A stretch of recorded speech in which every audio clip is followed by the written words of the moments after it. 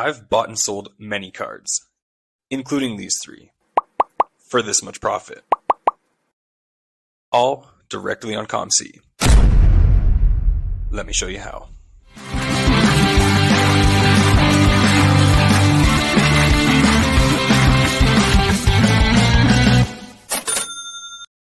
What's going on YouTube? Flipping Out SC coming at you with another new video. And in today's video, I'm going to be sharing my top 7 tips for flips while flipping on COMC.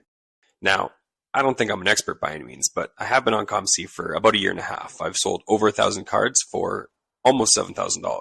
I'm sure there's a lot of people out there who know a lot more than I do, but I do think I have some tips that could be helpful for other people as well. So let's get into it.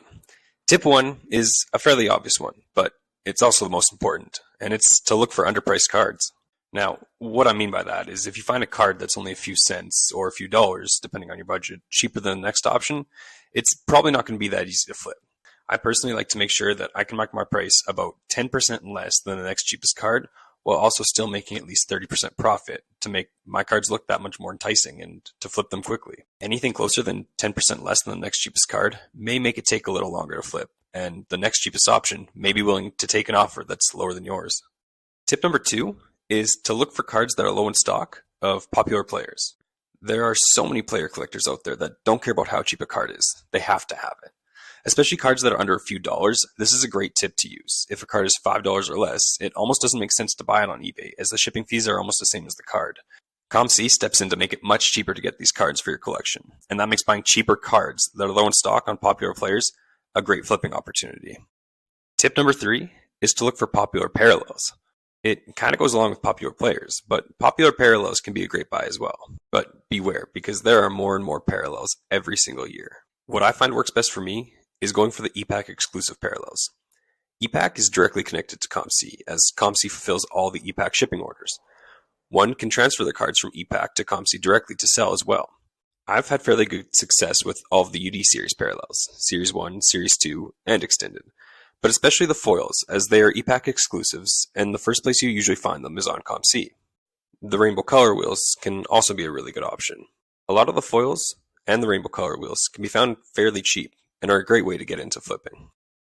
Tip number 4 is to look for cards in the off-season. This is a method I haven't tried as much, but I did use it while doing some prospecting this past summer.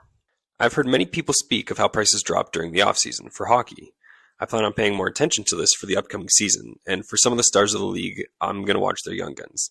But it's a bit more risky for the younger players because while their prices do drop, if they don't come flying out of the gate to start the season, their prices sometimes don't go back up. This offseason, I did have some pretty good luck as I picked up quite a few Jason Robertson cards, and, well, one could say he's had a pretty good first half of the season. Tip number 5 is to buy players who are heating up or are coming off a really big night. Obviously, I just spoke of it, but with Jason Robertson on the mind, I used some of the lessons I learned from picking up his cards to see how having a hot start or even just a big night can be a great tool to use when flipping on COMC as well. When a player has a big night, aka 5 goals in a single game, Tage Thompson style, their prices are bound to get a bump. When Tage had his big night, I went on COMC and found quite a few underpriced silver and speckled foils. I sold them all within a week of purchasing them, and for a healthy profit I may add. Again, I wasn't getting rich off of these, but I was looking for low dollar flips, and I'm sure the same can be done with high dollar as well. Tip number 6 is a method I haven't used much lately, but I used to use a lot in the past, and it's auctions. From COMC, you can auction cards directly on eBay. If you have a COMC account and you bid on those cards on eBay, you can pay directly on COMC as well using store credit. This comes in super handy as a hockey card collector because COMC is located in America, and a lot of hockey card collectors are obviously located in Canada. If you don't have a COMC account and you're in Canada, but you want to buy a COMC card on eBay, you're going to pay about $20 to $25 in shipping just for a single card. Therefore, for most Canadian collectors, any card under about $75 just wouldn't be worth it. In turn, this makes for some pretty good buys on COMC's eBay auctions. And finally, tip number 7 is by far my most used and my favorite. Searching by recently added. I love to just hop on the hockey section and sort the cards by recently added. It can yield some pretty great results.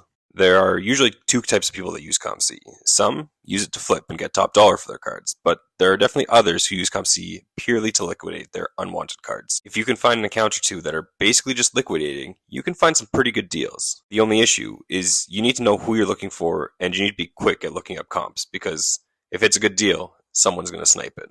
It definitely takes a while to learn what kind of cards sell well and what kind of players sell fast, but if you can figure it out, it can be pretty profitable. And there you have it. Those are my 7 tips for flips while flipping on COMC. I hope you enjoyed the video. If you did, please leave a like and subscribe.